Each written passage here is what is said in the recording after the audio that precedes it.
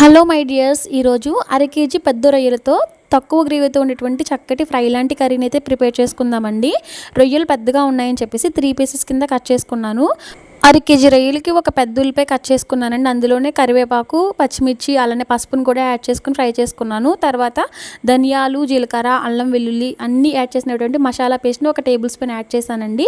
అది కూడా ఫ్రై అయిన తర్వాత ఒక టేబుల్ స్పూన్ కారం యాడ్ చేసుకుని బాగా ఫ్రై అయిన తర్వాత మనం ముందుగా శుభ్రం చేసి పెట్టుకున్నటువంటి అర కేజీ రొయ్యల ముక్కలను కూడా అందులో యాడ్ చేసేసుకుని ఈ విధంగా కుక్ చేసుకోవాలి.